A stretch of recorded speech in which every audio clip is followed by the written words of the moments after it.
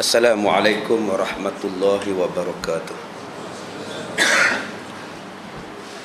Bismillahirrahmanirrahim. Alhamdulillahi rabbil alamin. Wassalatu wassalamu ala asyrafil anbiya'i wal mursalin wa ala alihi wa sahbihi ajma'in. Alhamdulillah. Qala Allah Ta'ala, a'udzu billahi minasy syaithanir rajim. Tilka ayatullahi natluha 'alaika bil haqq wa innaka laminal mursalin. Sadaqallahul azim. Kita sampai pada tajuk bab ma jaa fi qaulin Nabi sallallahu alaihi wasallam, bu'ithtu ana was-sa'ah kahataini, ya'ni sababah wal wusta. Bab yang datang ia pada menyatakan hadis yang membicarakan sabda Nabi sallallahu alaihi wasallam, dibangkitkan aku dan hari kiamat seperti dua ini, yakni seperti jari telunjuk dan jari tengah. Nabi sallallahu alaihi wasallam sebut kepada kita di antara jarak Nabi dibangkitkan menjadi nabi dengan kiamat ni, jarak dia macam jari telunjuk dengan jari tengah, maknanya rapat. Rasulullah dengan tarikh kiamat tu dekat. Itu maksud yang Nabi sebut dalam hadis yang kita nak baca malam ni. Anil Mustawrid bin Shaddad al-Fihri rawa an Nabi sallallahu alaihi wasallam qala, bu'ithtu ana fi nafsi sa'ah fasabaqtuha kama sabaqat hadhihi wa hadhihi li usbu'aini as-sababah wal wusta. Daripada Al-Mustawrid bin Shaddad Al-Fihri meriwayatlah ia daripada Nabi sallallahu alaihi wasallam, sabdanya dibangkitkan akan daku pada nafsu kiamat. Makna dibangkitkan Nabi, diutuskan Nabi daripada tarikh kiamat ni, maka dahulunya aku akan daripada kiamat sebagaimana dahulunya ini dan ini, yakni bagi dua jari telunjuk dan jari telengah. Kata Nabi, aku ni dibangkitkan, jarak aku dengan jarak kiamat ni macam dua jari, iaitu jari telunjuk dengan jari tengah. Makna dekat. Jarak Nabi dibangkit menjadi Rasul dengan jarak kedatangan kiamat ni adalah berhampiran. Satu lagi hadis, an Anas qala, qala Rasulullah sallallahu alaihi wasallam, bu'ithtu ana was-sa'ah kahataini, wa asyara Abu Dawud bis-sabbabah wal wusta fama faddala ihdahuma 'ala al-ukhra. Hadis sahih. Daripada Anas katanya telah bersabda Nabi sallallahu alaihi wasallam, dibangkitkan aku dan hari kiamat seperti dua ini, yakni diisyaratkan Abu Daud dengan telunjuk dua jari iaitu dengan jari telunjuk dan jari tengah, yang mana katanya tiadalah berlebihan jaraknya. Kalau kita tengok jari telunjuk di bawah, jari tengah sikit atas. Lepas Nabi Muhammad wafat, tak lama itu kiamatlah. Jaraknya, bandingannya kiamat dengan Rasulullah ni, jarak dia, cuba tengok jari telunjuk dengan jari tengah, jaraknya sangat berhampiran. Baik, ketahuilah wahai saudaraku, sesungguhnya dunia ini sudah tua umurnya, dan apabila tua maknanya habis pula ia akan binasa. Sebagaimana manusia apabila habis umurnya, binasalah ia, dan sehabis-habis panjang umur namanya ialah tua. Tiap yang tua tu tanda nak tak lama lah.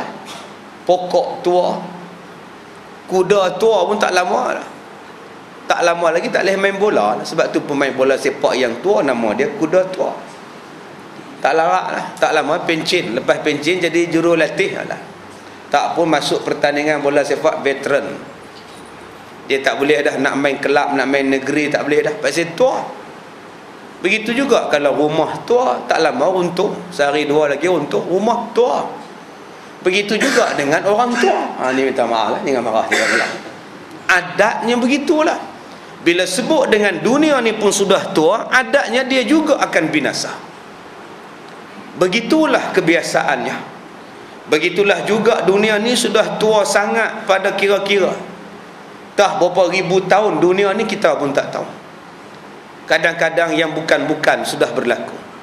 Kerana tuanya itu, manusia ni pun kalau terlalu tua, bukan-bukan fikirannya. Kadang-kadang kembali balik kepada budak-budak kalau dia sampai pada tahap tua. Wa man nu'ammirhu nunakkis fil khalqi afala yaqilun. Barang siapa yang kami panjangkan umurnya, kalau kami panjangkan umurnya, mungkin dia akan jadi balik macam awal-awal dia diciptakan oleh Allah, jadi macam budak-budak balik. Ini Allah sebut dalam surah Yasin ayat 66-67. Allah Ta'ala sebut kepada kita, kalaulah manusia itu tua, dan Allah boleh buat tuanya itu akan balik macam budak-budak dia. Kadang-kadang yang bukan-bukan pemikiran dia. Kadang-kadang jalan pun tak boleh, merangkak macam budak-budak. Kadang-kadang jalan merangkak pun tak boleh, mengesot macam budak-budak. Kadang-kadang bercakap pun orang tak faham, macam budak-budak. Kadang-kadang pemikiran macam budak-budak. Main tanah, main najis dia sendiri, telan najis dia sendiri. Yang tidur dia mengigau, kadang-kadang menangis tengah malam. Pasal apa? Pasal dia dah tua, dia mari balik kepada awal kejadian dia, firman Allah dalam surah Yasin. Begitulah kita tengok kepada dunia yang tua, yang bukan-bukan sekarang ni berlaku. Seolah-olah tua ni macam nyanyuk lah. Yang bukan musim dia, dia mari. Bukan musim buah-buahan, buah-buahan tu datang. Patut musim dia, buah-buah tu tak datang, tak datang pula. Patutnya tempat tu bukan laluan ikan, ikan paus pun sampai, ikan yu pun sampai. Patut tak ada di Laut Cina Selatan, Laut Melaka, Selat Melaka ni tak ada binatang ikan besar-besar. Tapi dia mai. Bukan setakat dia mari duduk di Laut Selat Melaka, Laut Cina Selatan, dia juga duduk di Tasik Kenyir, Arapaima, kan? Yang bukan-bukan duk makan habis ikan-ikan kecil ni. Ni ikan Arapaima ni, yang bukan-bukan. Ini contoh bagaimana tuan-tuan Allah Ta'ala buat bumi ni dah tua, dia putaran dia tak apa nak betul. Sebab tu ada saintis kata bumi ni berjalan makin lama makin tua, makin tak larat, makin slow. Mungkin satu hari pusingan dia stop, pasal dah tak larat nak berjalan. Bila dia pusing balik, matahari dah terbit daripada arah barat. Ini teori yang disebut daripada saintis tentang fenomena bumi yang dah terlalu tua, berjalannya pun dah tak larat, dah klasik dah tuan-tuan, veteran dah bumi ni. Sebab tu kita tengok benda yang bukan-bukan sudah pun terbit, benda yang bukan-bukan sudah muncul. Maka kata dia, dan hampir binasa telah tetap ia dengan tidak boleh tidak. Bila sebut bumi ni makin tua, makin akan binasa, dan kebinasaan bumi ni tidak boleh tidak, mesti akan binasa. Tuan-tuan elaklah macam mana pun. Ada orang yang nak mengelakkan bumi binasa, dia buat duduk di langit. Nak duduk di langit, buat di luar, buat di langit dunia, nak buat dunia baru di sana. Tu yang My Space 1999 dulu ni, kalau tuan-tuan ingat. Tuan-tuan ingat cerita dulu ni, Space 1999. Sekarang pun dah 11 tahun lebih dah. Dah lebih dah tuan-tuan cerita tu. Cerita maya hak bulu kenin duk sambung. Tuan-tuan yang mana tahun 70-an ingatlah Space 1999. Kemudian Ronald Reagan buat cadangan nak duduk, kalau bumi meletup, bumi kiamat, mereka nak lari duduk di tempat. Sebab tu mereka bercadang nak duduk di ISS, nak duduk di planet Marikh lah apalah. Sebab mereka kata bumi ni makin tua. Itu kepercayaan saintis barat, kepercayaan orang-orang barat tentang kemusnahan dunia, tentang kemusnahan bumi yang sedang kita diami.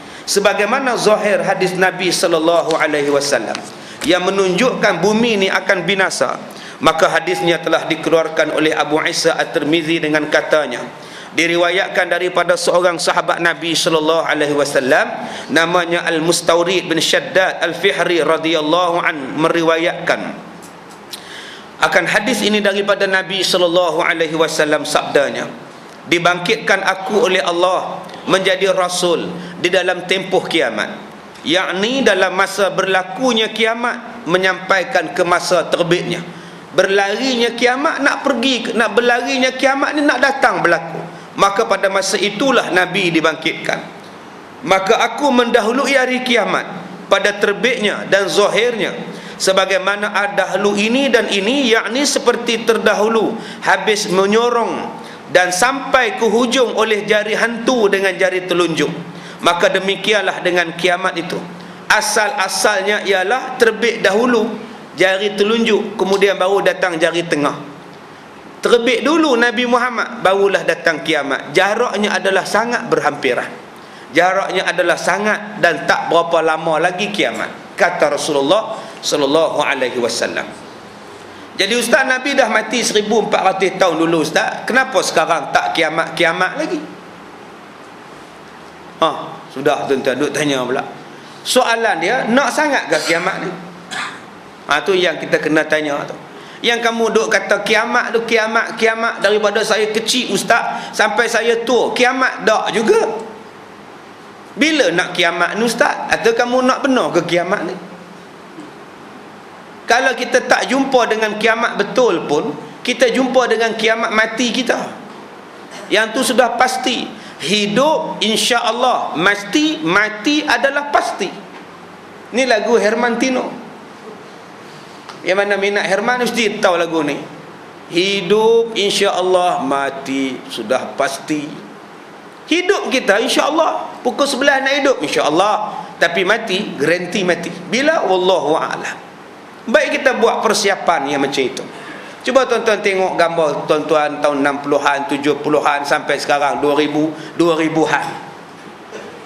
Cuba tuan-tuan tengok gambar tu. Daripada ramai-ramai ambil gambar, habis tamat latihan, tamat kursus, keluar universiti, keluar sekolah menengah, keluar maktab. Cuba tengok gambar-gambar yang tuan-tuan ambil sebagai kenang-kenangan.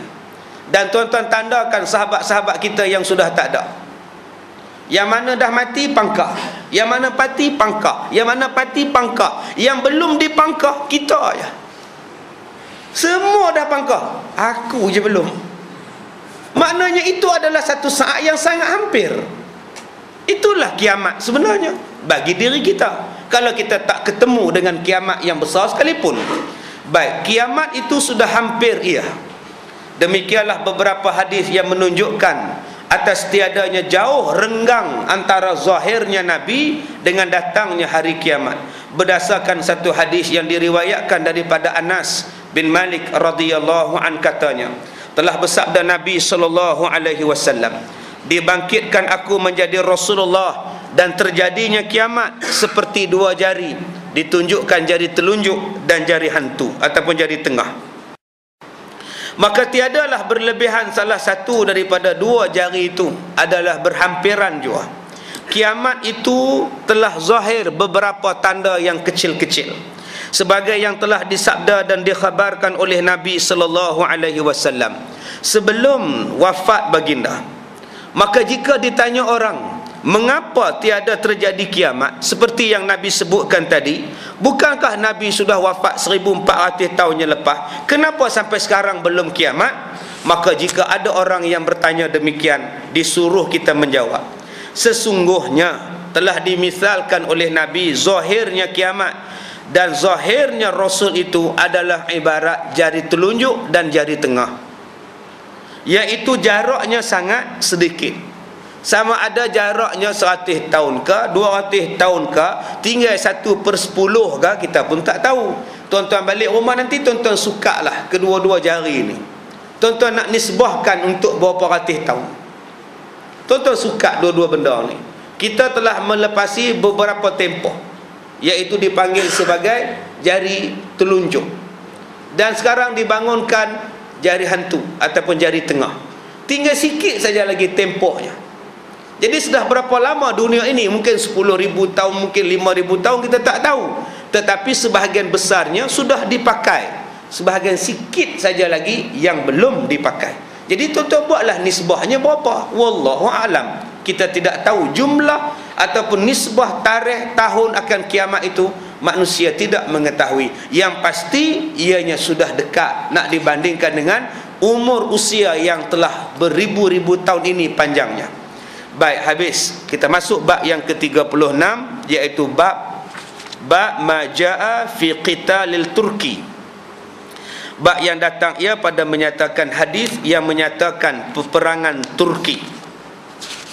Yang ini telah pun berlaku an Abi Hurairah anna Nabi sallallahu alaihi wasallam qala la taqumus sa'ah hatta tuqatilu qauman ni'aluhum sya'ru wa la taqumus sa'ah hatta tuqatilu qauman ka'anna wujuhahumul majanun al-mutarraqah. Daripada Abi Hurairah radhiyallahu an bahwasanya Nabi bersabda, tiadalah berdiri kiamat sehinggalah kaum cerpu mereka itu bulu, dan tiada berdiri kiamat memerangi kamu hinggalah memerangi kamu akan satu kaum seolah-olah muka mereka itu perisai yang berlapis. Yang ini telah pun berlaku, iaitu golongan Tartar, golongan yang berperang dengan umat Islam, yang mukanya kuat, yang tubuh badannya tegak, badannya berbulu, yang memakai pakaian bulu yang hebat yang kita sebut sebagai Tartar. Yang itu telah pun berlaku ya ratusan tahun yang lepas. Baik, bab yang ke-37, bab maja'ah idza zahaba Kisra fala Kisra ba'dahu. Bab yang datang ia pada menyatakan, yang membicarakan apabila hilang kerajaan Kisra maka tiada Kisra selepas daripadanya lagi. Ini adalah satu hadis sahih Nabi, daripada Nabi sallallahu alaihi wasallam. An Abi Hurairah qala qala Rasulullah sallallahu alaihi wasallam, idza halaka Kisra fala Kisra ba'dah wa idza halaka Qaisar fala Qaisar ba'dah walladhi nafsi biyadihi latunfiqunna kunuzahuma fi sabilillah. Daripada Abi Hurairah, Nabi sallallahu alaihi wasallam bersabda, apabila Kisra telah binasa maka tidak akan ada Kisra yang lain, dan apabila binasa Kaisar maka juga Kaisar pun sudah akan tidak ada. Demi yang diriku berada di tangan Allah, pasti menafkah kamu akan perbendaharaan kedua-duanya pada jalan Allah. Hadis hasan lagi sahih. Dua negeri yang sangat masyhur, satu bernama Parsi dan satu lagi bernama Rom. Kata Nabi Muhammad, bila Parsi tumbang tidak akan bangun lagi Parsi yang baru. Bila kerajaan Kaisar, kerajaan Kisra tumbang, tidak ada Kisra yang baru. Bila kerajaan Rom tumbang, maka pasti tumbang juga Kaisar, dan selepas itu Kaisar yang baru sudah tidak ada. Ya, inilah yang sudah berlaku tuan-tuan. Tidak ada lagi raja yang bernama Kisra, tidak ada lagi raja yang bernama Kaisar. Sultan masih ada, raja masih ada, tapi yang Nabi sebut dua benda ni akan hilang, dan sekarang benar-benar ianya sudah hilang. Ketahuilah wahai saudaraku, Kisra ialah gelaran bagi tiap-tiap raja besar yang memerintah negeri Parsi. Namanya ialah Kisra, yang memerintah negara Parsi. Dan Kaisar ialah gelaran bagi tiap-tiap raja besar yang memerintah negara Rom. An-Najashi adalah nama raja-raja besar yang memerintah negeri Habasyah. Fir'aun adalah nama bagi raja-raja besar yang memerintah Mesir. Jadi masing-masing mengikut kepada negara masing-masing. Bagi orang Islam kita menggunakan sultan, bagi orang yang negara Hindu menggunakan raja atau maharaja. Jadi perbezaan ini berlaku pada setiap bangsa, setiap keturunan dan negara. Tetapi yang paling terkenal ialah Parsi, iaitu Kisra, Rom, Kaisar. Zaman Nabi sallallahu alaihi wasallam dibangkitkan Nabi menjadi rasul, pada masa itu tidak ada raja yang lebih besar pemerintahannya melainkan dua raja. Yang pertama Raja Kisra dan yang kedua Raja Kaisar. Yang inilah yang menjadi takutan kepada seluruh dunia. Dan dua kuasa besar inilah tidak pernah menyangka bahawa Islam akan berjaya menewaskan mereka. Mana pernah Raja Rom fikir bahawa Islam yang menapak di Madinah berjaya menewaskan kerajaan Rom. Mereka tak pernah sangka. Begitu juga dengan kerajaan Kisra. Tak pernah sangka satu kerajaan besar boleh tumbang dengan satu kerajaan baru oleh orang-orang Arab yang pada masa itu tidak ada tamadun. Tetapi Islam datang, Rasulullah bawa Islam dengan ketamadunan Islam meruntuhkan dua kerajaan ini. Kalau kita tidak yakin dengan Islam yang telah terbukti meruntuhkan satu kerajaan yang sangat hebat, bagaimana Islam itu mau bangun? Berapa banyak orang mengkesampingkan Islam, seolah-olah Islam ini hanya untuk bacaan Yasin, Tahlil, Isra' Mi'raj, Nisfu Sya'ban. tahlil arwah. Itu saja Islam. Doa, sembahyang Jumaat. Sedangkan Islam letak di dalam semua benda. Islam letak dalam bidang politik, Islam letak dalam bidang kesihatan, Islam letak dalam bidang saintis. Tuan-tuan baca surah Yasin ayat yang ke-60-an, ayat 65. Allah Ta'ala sebut al-yawma nakhtimu ala afwahihim wa tukallimuna aydihim wa tashhadu arjuluhum bima kanu yaksibun. Hari ini kami tutup mulut-mulut mereka, kami biarkan tangan mereka berkata-kata, dan kami biarkan kaki-kaki mereka menjadi saksi atas apa yang mereka buat. Ini ayat sains, ayat tentang forensik, penyiasatan. Hari ini kita boleh mendapat maklumat daripada tangan. Hari ini tangan berbicara. Tangan tuan-tuan dapat dikesan pada gelas yang tuan-tuan pegang. Tangan akan bagi tahu siapakah tuan punya tangan yang boleh dilihat pada gelas. Pada pisau yang menikam orang, bila disiasat pada pisau tu, siapa yang pegang pisau? Tapak tangannya ada. Tapak tangan sendiri boleh bagi tahu siapa yang membunuh. Itu baru dalam dunia. Tapak kasut boleh tahu cara dia berlari, cara dia berjalan. Dia boleh kenal orang itu keluar dalam keadaan tergesa-gesa atau keluar dalam keadaan cermat. Daripada tapak kasut boleh forensik kaji. Semua dia boleh kaji. Daripada cekik orang, dia boleh kaji cekik tu sama ada cekik dengan sarung tangan ke, cekik dengan membunuh ke. Daripada tangan boleh buat. Daripada tapak tangan tuan-tuan boleh akses diri tuan-tuan untuk masuk satu bilik kebal. Orang menggunakan tapak tangan, ibu jari, selain daripada tapak kaki. Dua benda ni yang dibuat. Tuan-tuan pemilik kereta BMW, tuan-tuan tak perlu lagi guna kunci, tuan-tuan hanya gunakan ibu jari tuan-tuan, start enjin. Orang yang tak ada ibu jari tak boleh start enjin kereta BMW. Ada dia pergi ambil telinga dia, pergi letak situ. Telinga tak relevan. Yang relevannya ialah ibu jari. Sebab itu tuan-tuan kalau nak rompak pemilik kereta BMW, tuan-tuan kena potong jari dia, baru tuan-tuan boleh rompak peti besi dia, rompak kereta dia. Allah sebut dalam Quran jari dan tangan, jari, tangan dan kaki. Ini dipanggil sebagai sains. Allah ceritakan satu benda. Tapi bila kita hanya baca Yasin malam Jumaat, tapi tak pernah mengkaji keistimewaan surah Yasin, habislah. Yang ni yang kita buka balik tuan-tuan. Pakar-pakar Islam kena mengkaji balik. Ilmu-ilmu itu telah diambil oleh Barat dengan begitu dahsyat, dengan begitu rakus, dan mereka mendakwa ini adalah ilmu mereka. Sedangkan ianya datang daripada Islam, dia datang daripada Allah untuk kita. Tapi kita cuma membaca, tidak menghayatinya, tidak mendalaminya, mengkajinya dan sebagainya. Orang lain lebih maju daripada kita. Rasulullah sebut di hari kiamat akan berlaku sebelum kiamat kasut yang bercakap. Apa makna kasut yang bercakap? Kena kaji. Nabi Muhammad sebut sebelum kiamat akan berlaku pokok-pokok bercakap. Pokok boleh bercakap, batu boleh bercakap. Kena faham apa dia pokok bercakap, apa dia batu bercakap, apa dia kasut bercakap. Malah kamu berada di tempat kerja kamu, kata Rasulullah, kamu boleh tengok apa yang isteri kamu buat di rumah kamu dengan kasut memberitahu. Hari ini sungguh kita buat tuan-tuan. Kita letakkan kamera dalam kasut kita, letakkan betul di muka-muka pintu. Kita tengok komputer di rumah kita, siapa yang masuk dalam rumah kita. Boleh? Orang jual kapet ke? Perompak ke? Tukang kutip derma ke? Daripada komputer di pejabat kita boleh tahu. Bukankah itu Nabi dah sebut 1400 yang lepas tentang tanda-tanda sebelumnya kiamat itu? Islam menggambarkan kepada kita benda-benda itu. Tuan-tuan tengok CD, tuan-tuan beli VCD. CD diperbuat daripada apa? CD tuan-tuan yang duk beli kaset ceramah di bawah tu, diperbuat daripada apa? Teknologi yang terbaru daripada Jepun. CD diperbuat daripada jagung. Jagung tu diproses dan dijadikan CD. CD mengeluarkan suara.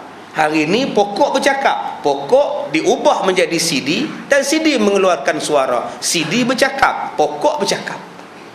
Ini dikatakan tentang kemajuan. Islam adalah agama kemajuan.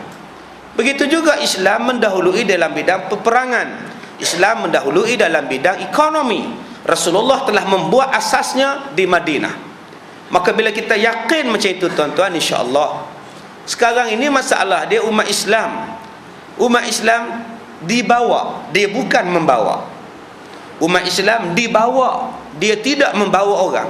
Dia cuma mengekor saja. Sudah sampai masanya tuan-tuan, kita membawa. Kita bukan lagi dibawa, diusung, kita ditarik hidung. Kita sekarang yang mendahuluinya. Dan di antara dua raja ini sentiasa berada dalam keadaan bermusuh-musuhan, bergiliran kalah dan menang berperang Rom dan Parsi. Dan sekalian Arab Quraisy, suatu kaum yang ahli perniagaan, dan sekalian perniagaannya dibawa masuk dalam negeri Syam di bawah pemerintahan Rom, kadang-kadang dibawa masuk ke Baghdad di bawah pemerintahan Kisra ataupun Parsi. Jadi orang Arab Quraisy sekejap berniaga di Syria ataupun di Syam, bawah pengaruh Rom. Kadang dia bawa berniaga ke Baghdad di bawah pengaruh daripada Parsi. Kata Imam Syafi'i, manakala orang-orang Quraisy semuanya telah Islam, sudahlah mereka takut akan perniagaan mereka putus di negeri Syam ataupun negeri Rom dan Parsi, kerana barangkali menyalahi mereka dan melanggar hukum-hukum Islam.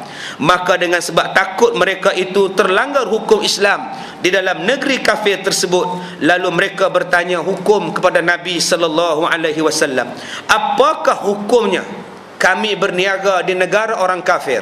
Apakah hukumnya kami berjualan dengan bangsa bukan Islam? Lalu dikhabarkan mereka oleh Nabi apa-apa kemudaratan mereka pada hukum Islam bila pergi ke sana. Apakala didengar oleh Nabi pertanyaan mereka, lalu Nabi menjawab, Nabi mengkhabarkan kepada mereka benda yang akan berlaku pada Rom dan benda yang akan berlaku kepada Parsi. Kata Rasulullah sallallahu alaihi wasallam, diriwayatkan daripada Abi Hurairah radhiyallahu an, atau nama penuhnya Abdul Rahman bin Sakhrun, nama IC-nya ialah Abdul Rahman bin Sakhrun, nama glamournya Abu Hurairah radhiyallahu an. Katanya telah bersabda Nabi sallallahu alaihi wasallam, apabila mati Kisra, maka tiadalah Kisra hakiki lagi selepasnya, kerana binasa kerajaannya dan habis boleh pilih pemerintahannya oleh diperhentam sahabat-sahabat Nabi dan orang-orang Arab. Islam akan naik dan akan tumbang kerajaan Parsi. Baik Kisra dan kebinasaan kerajaannya dengan penghentaman sahabat-sahabat Nabi dan orang-orang Arab sehingga tahun 12, pada tahun yang ke-12 sampailah tahun 21 Hijriah. Hampir 10 tahun umat Islam berjaya mengalahkan kerajaan Parsi selepas 10 tahun, iaitu manakala selesai Sayyidina Abu Bakar As-Siddiq memerangi orang-orang yang menjadi murtad dan sudah hampir habis semua tanah Arab masuk Islam, maka berfikiranlah pula Sayyidina Abu Bakar memberi orang-orang Arab kerja membuang fitnah-fitnah agama. Setelah Islam kawasan-kawasan Arab, Sayyidina Abu Bakar nampak umat Islam kena pergi luar daripada kelompok orang Arab. Dan kelompok orang Arab itu yang menyembah batu, yang menyembah api, yang menyembah berhala, yang tidak bertuhan, yang tidak percaya kepada Tuhan. Abu Bakar kata kita kena keluar dan diberikan tugas kepada orang Arab membuang fitnah-fitnah agama. Inilah tuan-tuan yang tugas. Masalah kita sekarang ni, tugas fitnah agama ni pun tak selesai. Nak selesai macam mana? Dalam sama-sama kita pun tak habis fitnah lagi. Macam mana nak buang fitnah agama di luar? Nak buang kelab malam, karaoke, disco, orang hisap dada, orang minum arak, nak selesai macam mana? Fitnah agama di luar. Fitnah dalam masjid pun tak selesai. Sama-sama jemaah tak seronok, mengaji tak seronok, dengar khutbah tak seronok, dengar ceramah tak seronok, datang semayang tak seronok, berjalan fitnah tak habis-habis, mengaji dengan ustaz pun tak seronok. Fitnahnya ustaz macam-macam, macam-macam fitnah. Mengaji juga fitnah Ustaz Kazim jalan juga. Masalahnya tak ada siapa yang nak tanya saya pas ke UMNO. Tibai rapat, Tibai rapat. Bila orang ceramah, Ustaz Kazim macam mana? Dia tak boleh pakai. Ustaz tahu mana? Depa abang. Tak habis-habis. Tu macam mana kita nak selesaikan masalah di luar? Macam mana nak selesaikan masalah di luar? Sesama kita pun tak selesai. Inilah penyakit kita ni tuan-tuan. Letih. Kita duk dakwah dalam kelompok kita. Kelompok kita sajalah yang faham. Yang tak faham berlambak di luar. Sebab tak sampai keluar sana. Macam mana nak bagi faham kepada kelompok bukan Islam? Yang hak dalam Islam pun tak sepaham. Macam mana nak harap Hindu Cina tu faham? Kita hak Islam ni pun tak faham-faham. Bila ustaz cerita macam ni, ni lucah ustaz ni, aku tak nak datang dah. Ni bukan lucah, ni cerita hukum. Bila ustaz cerita air mani macam ni, apa ustaz ni dalam masjid sebut air mani ni?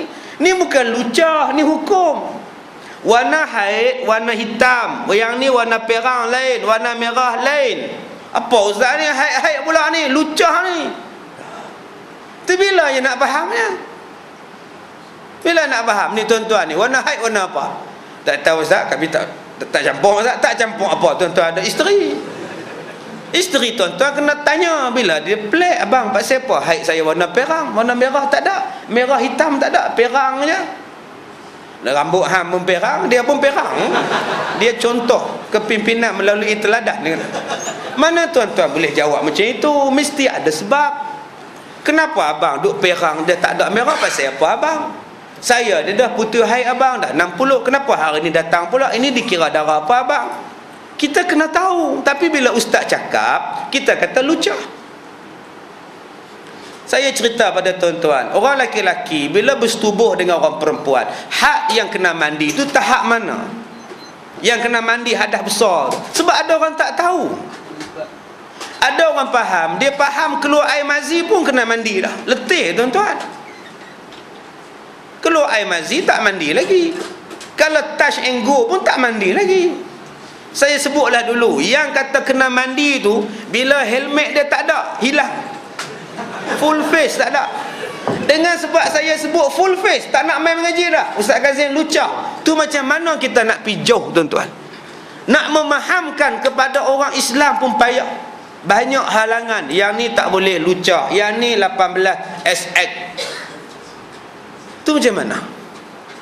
Sebab itulah masalah tuan-tuan. Islam ni lambat kerana orang Islam melambatkan. Islam ni lambat nak keluar daripada masjid pasal kita yang banyak protokol birokrasi. Akhirnya Islam tak pernah dinikmati oleh orang bukan Islam.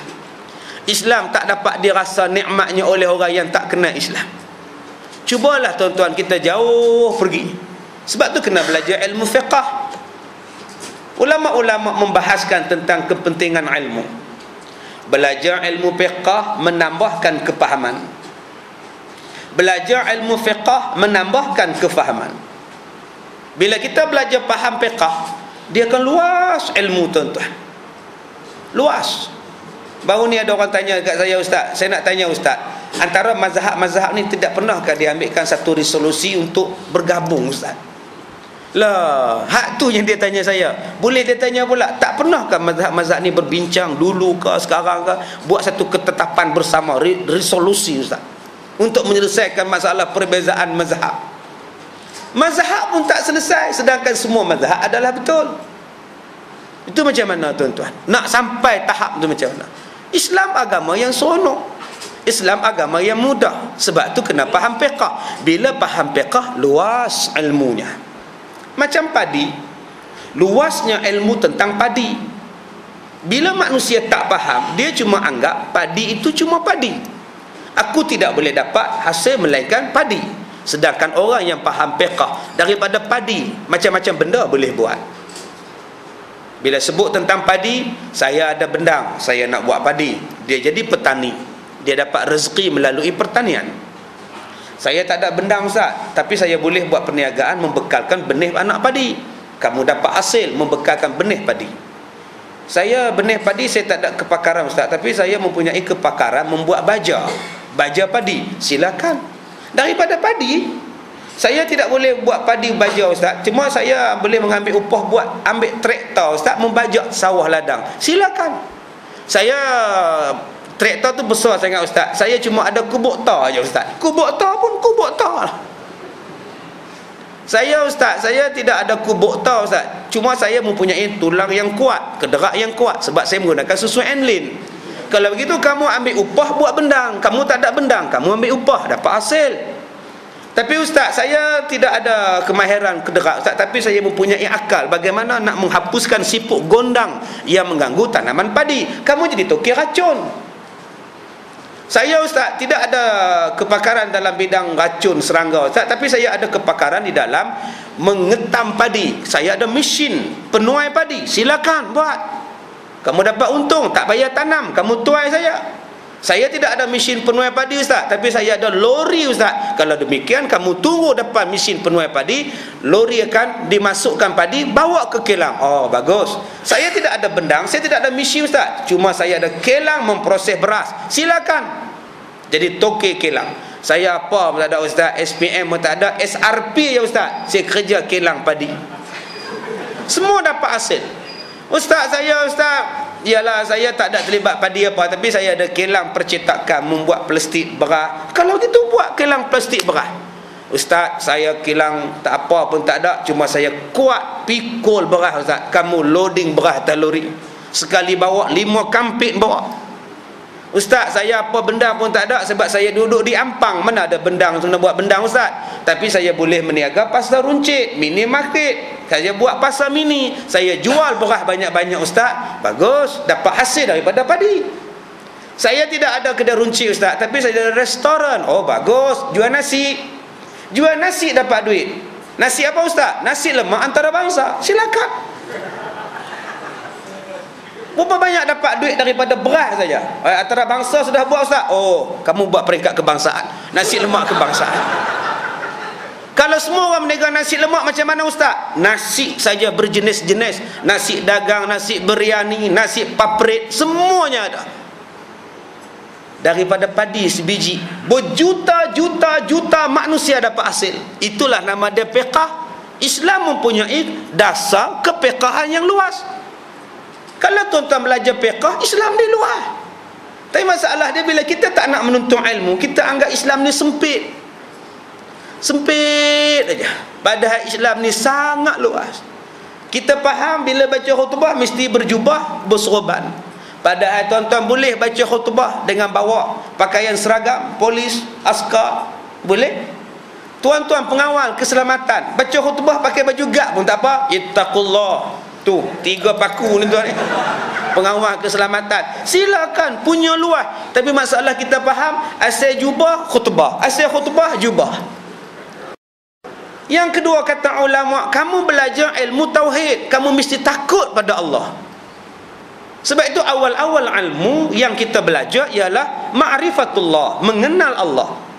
Masalah kita hari ini ialah orang tak takut pada Allah. Kenapa banyak mak rempit? Kenapa banyak perompak? Kenapa banyak pembunuh? Kenapa banyak penghisap dadah, perogol? Jawapannya ialah sebab tak takut pada Allah. Kenapa tak takut pada Allah? Sebab jawapannya tak kenal Allah. Kenapa tak kenal Allah? Sebab tak belajar tauhid. Hari ini orang lebih kenal sesemua babi, sebab tu dia takut sesemua babi. Dulu tak pernah basuh tangan, sekarang tu dia buat kempen basuh tangan. Dalam TV lagi buat kempen. Cegahlah influenza A. Semua babi, basuhlah tangan, tutuplah mulut ketika bersin, buanglah sapu tangan di dalam tong sampah. Janganlah kita pergi ke tempat orang ramai-ramai, terutamanya kuliah maghrib. Tu yang kuliah maghrib sunyi semua orang tu, takut sesemua babi.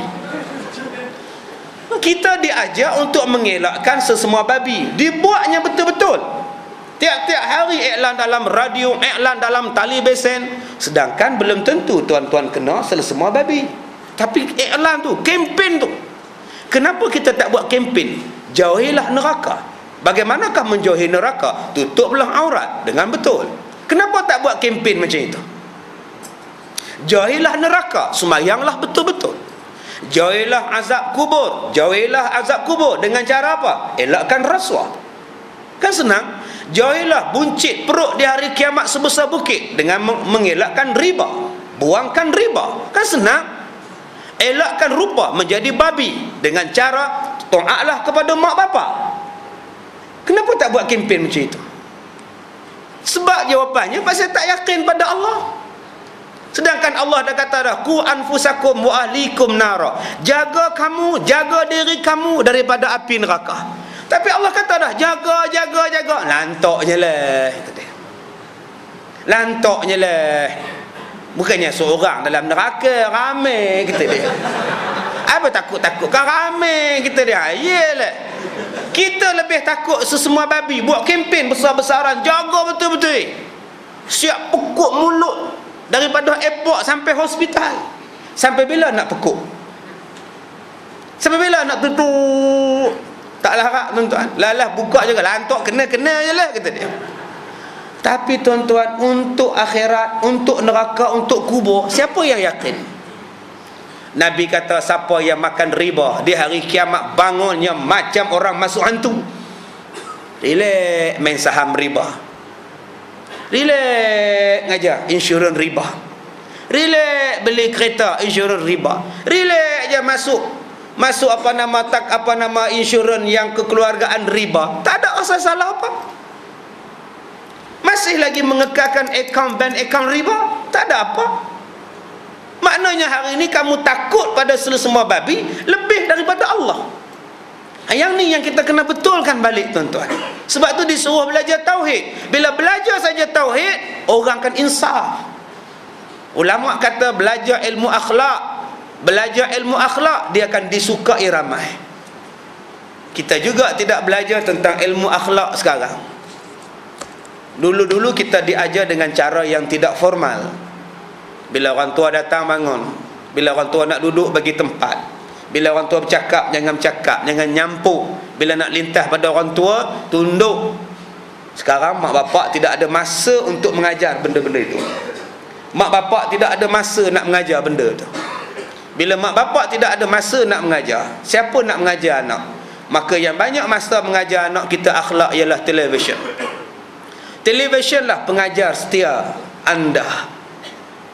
Mak bapak sibuk kerja, televisyen mengajar bagaimana dia berakhlak. Jawapannya tidak berakhlak. Akhirnya anak-anak tuan-tuan penin sekarang. Dengan tuan-tuan juga penin. Manusia yang nak mencapai tahap kebijaksanaan, ulama kata belajarlah ilmu hisab. Kerana ilmu hisab itu menjadikan cerdik manusia. Cerdik manusia. Kena belajar ilmu hisab. Tak kira lah bahasa apa pun, janji hak senang faham. Kalau belajar tak faham pun jadi cerdik macam mana? Ilmu hisab ni untuk semua benda. Keuntungan daripada penternakan babi berjumlah 360 juta ringgit setahun. Itu keuntungan daripada industri babi. Ya, 1 juta sehari. Hai tuan-tuan, lumayan. Lumayan pak, 1 juta pak satu hari. Waduh, 360 juta pak. Sebab tu kita kena bela babi banyak-banyak. Untung 360 juta. Akibat daripada penternakan babi, sungai tercemar. Membersihkan cemar, satu batang sungai memerlukan 1 bilion. Untung 360 juta. Nak rawat sungai 1 bilion. Sekarang rugi ke untung? Matematik mengajar. Waduh, untungnya 360, kena keluarnya 640. Waduh, ini sudah ribut pak. Kalau demikian kamu tutup babi, selesai masalah sungai tercemar dengan sisa-sisa yang bukan-bukan. Bukankah itu ilmu matematik, untung dan rugi, ilmu hisab yang disuruh ajar kepada kita?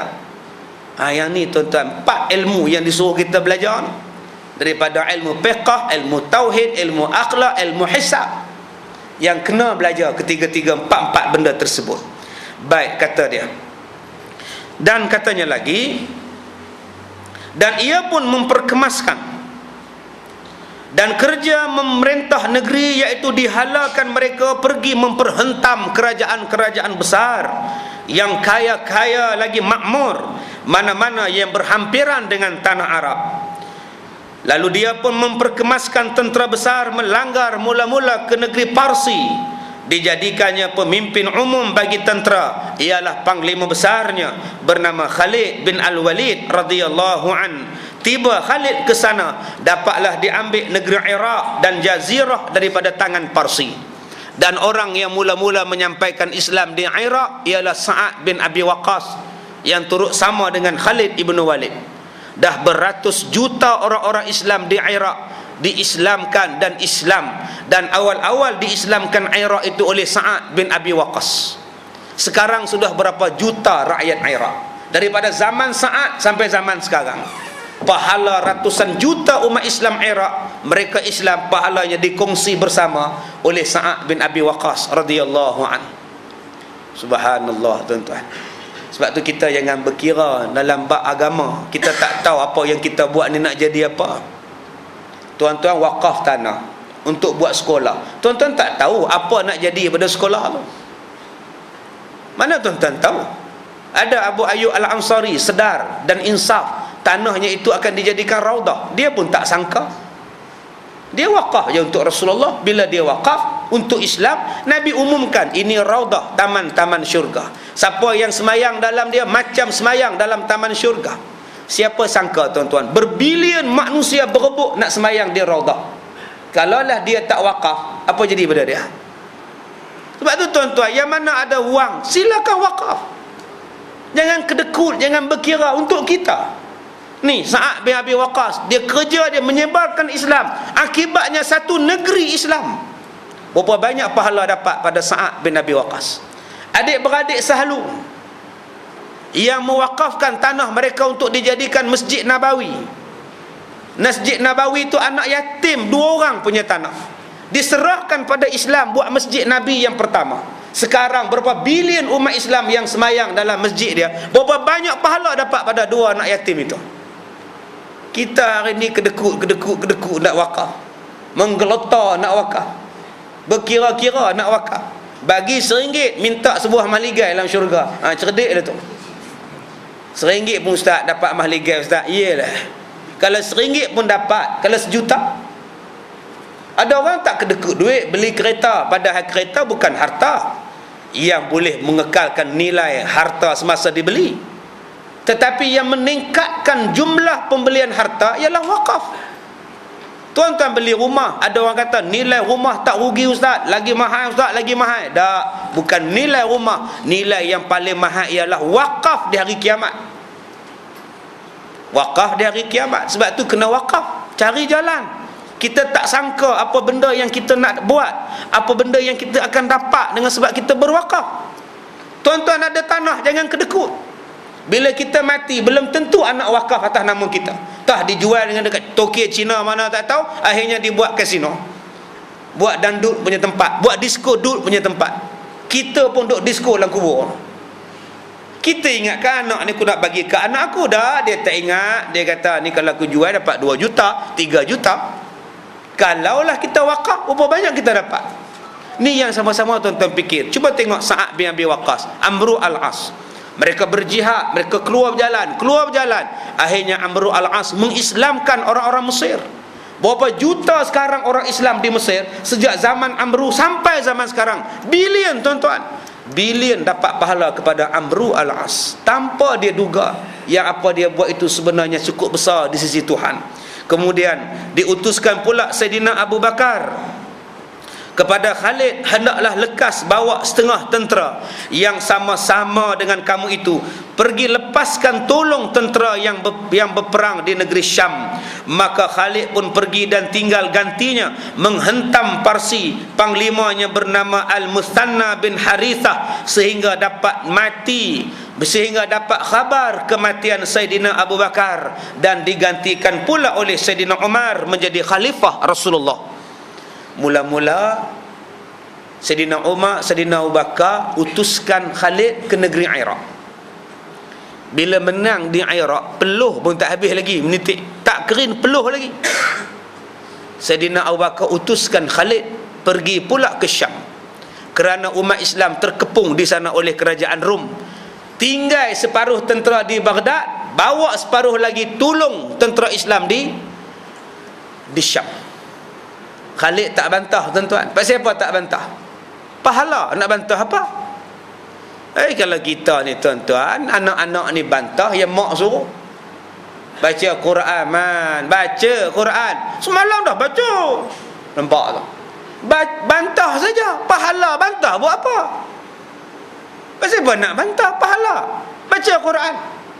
Kadang-kadang suami ajak isteri pergi mengaji, bantah isteri. Mengaji orang nak pergi pasal malam. Mengaji tiap-tiap hari, ada pasal malam seminggu sekali. Fikirlah sama, mengaji. Bantah buat apa pahala? Ya Allah. Bawang di mana-mana boleh beli. Apun balik mana-mana pun boleh beli. Kopok lekor bila-bila boleh beli. Tapi ilmu macam kita ni tuan-tuan, jarang-jarang dapat. Malam mengaji, bantah juga. Bantah buat apa pahala? Jangan bantah. Benda yang pahala jangan bantah. Sain aja. Apa susah? Kan apa susah? Sain aja, ya Allah. Jangan marah akak ya, sabar-sabar je. Kadang-kadang kita marah benda yang berpahala. Memang kena marah lah ustaz. Kenapa pula suami saya masa dia nak menikah tu ustaz, dia kata duda ustaz. Kematian isteri anak 4. Tu yang saya geram. Saya tahu dia nak kahwin, malah saya tahu dia berkawan dengan satu perempuan. Memang saya izinkan. Saya suruh dia kahwin, saya tak bantah ustaz. Buat apa bantah? Saya dah mengaji dengan ustaz. Saya dengar ceramah ustaz. Habis tu kakak pergi masa kenduri dia. Pergi, kakak lah yang iring dia ustaz. Tu kenapa kakak tak macam bantah pula ni? Macam mana kakak tak bantah? Dia kata akak dah mati. Dia bagi tahu dekat qadi tu akak dah mati. Itu yang akak geram tu. Macam mana akak tahu dia kata akak dah mati? Akak pergi pejabat agama, tengok borang dia, duda anak 4. Hai ya Allah tuan-tuan. Tuan-tuan nak menikah pun buat elok-elok. Janganlah tipu-tipu. Orang perempuan ni pantang ditipu. Sekali tuan-tuan tipu, dia tak percaya dah. Dia dah bagi kepercayaan, bagi pada kita semua. Korban habis dah tuan-tuan untuk suami. Tiba-tiba bapak-bapak tipu dia, marahlah dia. Abang-abang tipu dia, marahlah. Orang perempuan ni jangan tipu. Cakap elok-elok. Orang perempuan ni pantangnya apa? Berkasar, pukul, jangan. Tuan-tuan sepak dia sekali sampai mati dia ingat. Sebab tu tuan-tuan kalau nak minta menikah lain, minta pelan-pelan, slow-slow. InsyaAllah dia bagi itu aja. Lepas tu tengoklah, gunting pun ada, cuka pun ada. Pilih nak mana satu. Baik. Kemudian Abu Bakar wafat. Bila Abu Bakar wafat, Umar naik. Bila Umar Al-Khattab naik, dikirim lagi Sayyidina Umar akan tenteranya menolong menghentam Parsi. Maka berhentamlah mereka sampai beberapa kali perang, sampai dapat kemenangan muslimin mengambil setengah daripada Parsi. Dan dapat mereka sampai kepada pemerintahan Raja Besar Kisra yang bernama Yazarjid. Maka Kisra pun menghimpun sekalian panglimanya dan kepala-kepala tenteranya dengan jumlah 120,000 tentera untuk menghadapi tentera Islam sebagai benteng terakhir negara Parsi. Hal ini sudah diketahui oleh Sayyidina Umar. Maka ia pun menghimpunkan orang besar Arab dan panglima-panglima yang berkuda dan ahli-ahli pidato. Tuan-tuan, ahli pidato pun penting di dalam peperangan. Ketika orang sedang perang, mereka berpidato bagi semangat berperang. Termasuklah dikumpulkan tukang-tukang syair. Dalam nak pergi perang tu, syair semangat. Bukan syair yang lemah-lemah semangat tak ada ni tuan-tuan. Bukan.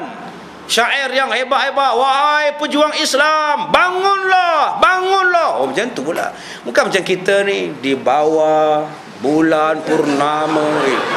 Hentilah, itu syair apa? Kendor habis tuan-tuan. Tengah semangat dengar syair itu tunduk. Tapi buat macam mana orang sekarang minat jenis itu? Lagu semua lembek-lembek. Semua lagu sekarang lembek-lembek, mana ada semangat dah? Lemah tuan-tuan, lemah. Adakah perasaan cinta? Ya Allah, letih tuan-tuan. Tu pun ramai orang minat. Apa tuan-tuan? Syair ini dibuatkan bagi orang semangat, semangat. Hoi, hoi ya hoi. Tu semangat tu. Tapi udah nak merompak. Hoi, hoi ya hoi. Semua kita gembira, semangat. Oh hoi ya, pulang bawa harta. Salah tang situ aja, pi rompak orang. Itu cerita Alibaba pula, dia pergi rompak tentu halah. Lagu semangat tu bagus dah. Ya rupa salah. Tuan-tuan, Saidina Umar kumpulkan semua orang ini, dijadikan seorang raja yang memerintah tentera itu daripada seorang sahabat Nabi sallallahu alaihi wasallam yang cukup berani, gagah, pintar dalam peperangan, kuat, sabar dalam kesusahan. Tidak lain ialah Sa'ad bin Abi Waqqas, orang yang kelima memeluk agama Islam. Di antara orang yang paling awal Islam, dan di antara sahabat yang dijamin syurga, confirm masuk syurga. Masya Allah tuan-tuan, ketika dia nak mati, dia sangkakan dia nak mati. Dia sakit di Mekah, dia sangka dia nak mati. Rasulullah ziarah dia. Bila Rasulullah ziarah dia tuan-tuan, kata Sa'ad, wahai Rasulullah, aku ni banyak harta, aku nak sedekahkan seluruh harta aku pada jalan Allah. Nabi kata jangan. Bukankah kamu ada anak-anak? Kalau demikian ya Rasulullah, setengah saya bagi pada anak, setengah saya bagi pada jalan Allah. Kata Rasulullah jangan. Kalau demikian ya Rasulullah, 1/3 saya bagi jalan Allah, 2/3 saya bagi pada anak-anak. Tu pun dah banyak dah Sa'ad, tapi kira okey lah tu. 1/3 tu pun banyak Sa'ad, tapi kalau kamu nak bagi, boleh dah. 1/3 boleh. Disangkakan dia nak mati. Kenapa kamu nak bagi ni Sa'ad? Saya ni Rasulullah teruk sangat sakit, rasanya saya tak lama dah Rasulullah. Kata Rasulullah, tidak, umur kamu lebih panjang, malah lebih panjang daripada aku. Aku mati dulu, kamu lambat lagi nak mati wahai Sa'ad. Malah kamu akan dapat bawa Islam sampailah satu dunia, sampai satu negeri Islam. Tercengang Sa'ad bin Abi Waqqas. Itulah dia Nabi Muhammad tuan-tuan, dia boleh tahu. Akhirnya Nabi sebut macam itu, Sa'ad bin Abi Waqqas sembuh. Lepas Nabi wafat, naik Saidina Umar, Umar lantik dia jadi panglima perang, bawa ke Iraq, bawa ke Parsi, memimpin tentera Islam yang berjumlah lebih kurang 30,000 orang sahaja, menentang 120,000 orang. Kalau tuan-tuan macam mana? Kalau ilmu matematik tuan-tuan, 30,000, 120,000, rasa tak lepek, bla bla bla bla, belah semua tuan-tuan. Tapi pada masa ini ilmu matematik mereka mengatasi lagi dengan ilmu tauhid. Kam min qalilatin ghalabat fi'atan katsiratan biiznillah. Berapa ramai tentera yang sikit berjaya mengalahkan tentera yang banyak dengan izin Allah. Marah semua, maju semua, jalan. Tak ada siapa patah balik tuan-tuan. Kita macam mana? Dah sampai tangga surau patah balik. Dah naik atas tangga lah, patah balik. Allah. Boleh sebut Cilakui lagi. Cilakui betul. Ada ustaz pula malam ni. Aku ingat tak ada. Astaghfirullahalazim. Yang orang lain duk cari ustaz, dia memang tak mau ustaz, belah menonong. Bila isteri tanya kenapa balik abang, tak pergi sembahyang. Pergi dah pijak tangga dah pun. Ustaz mana pula ceramah? Cilakui betul. Allahu Akbar. Ni bukan tuan-tuan ya, ni di Afrika ni cerita ni. Baik, kemudian kata dia, peperangan itu terus menghentam Raja Kisra daripada tahun 14 Hijrah, satu tempat yang bernama Al-Qadisiyah, iaitu tempat berlakunya peperangan sehabis-habis keras. Tiada dapat kemenangan orang-orang Parsi kemudiannya daripada di mana-mana sekalipun, sehinggalah banyak hulu balang pahlawan-pahlawan orang Parsi mati, sampai masuk mati dalam peperangan itu semasyhur-masyhur panglima Parsi yang bernama Rustam. Paling kuat, paling gagah mati. Bila tengok hero mati, kapten mati, yang budak-budak macam mana hak bawah-bawah ni, bila general mati, habis mati hati panglima-panglima dan tentera-tentera lain. Dan dapatlah harta ghanimah orang Islam yang banyak, dan kelengkapan orang Islam diambil daripada orang Parsi. Malah dapat satu bendera kerajaan yang diperbuat daripada kulit bersalut dengan intan, mak nikam dan sebagainya.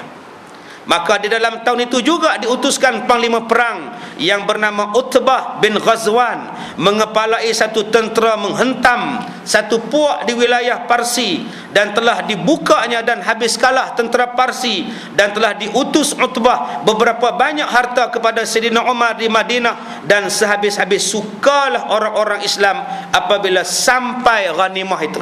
Inilah dia tuan-tuan, Nabi SAW sebut bahawa Islam akan berjaya mengalahkan tentera Rom dan tentera Parsi yang berjumlah lebih kurang 120,000, 150,000, ditewaskan hanya dengan 30,000 tentera Islam yang yakin kepada Allah Subhanahu wa taala.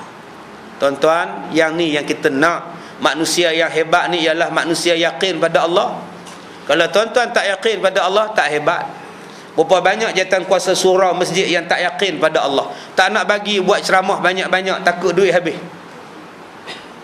Saya tanya pada satu bendahari, kenapa tak buat ceramah banyak, 5 kali sebulan tak kena, duit berlambak, kutipan Jumaat 1,000, pasal apa tak buat kuliah? Dia kata, Ustaz, kita meniru Rasulullah, Ustaz, kita meniru contoh Nabi Yusuf. Apa hal pula Nabi Yusuf? 7 tahun kita buat persiapan, kod-kod kita menghadapi 7 tahun kemarau. Kalau duit tak ada, siapa nak repair masjid? Kalau duit buat ceramah aja, kalau rosak masjid, siapa nak repair? Kita buat macam Nabi Yusuf, 7 tahun simpan, 7 tahun pakai. Sekarang kami simpan. Tuan-tuan, ini salah ni tuan-tuan, tamsil yang salah, tak kena langsung. Tak kena langsung.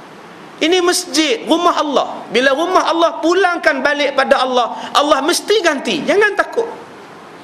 Jangan takut tuan-tuan. Tambah orang Islam sekarang ni tak ada kedekut langsung. Tak ada kedekut, umum saja. Kita nak buat Isra Mi'raj, siapa nak derma? Berselerak derma. Pasal kita yakin pada Allah. Bila tak yakin pada Allah, memang Tuhan surutkan. Tapi kalau tuan-tuan yakin pada Allah, aktif siang malam pagi petang buat kuliah, buka aja peti besi. 50, 10 keping, 50, 20 keping, tak siapa masuk entah. Tak tahu siapa bagi. Allah akan hantar orang, Allah akan gerakkan hati orang untuk bantu. Cuba tengok di sini, 30,000 nak hantam 120,000. Daripada logik akal tak boleh menang. Tapi Allah hantar malaikat tak berapa puluh ribu bantu tentera Islam. Yang ni yang kita kena yakin dengan Allah Subhanahu wa taala. Mudah-mudahan kita dapat manfaat daripada kuliah kita. Wallahu a'lam.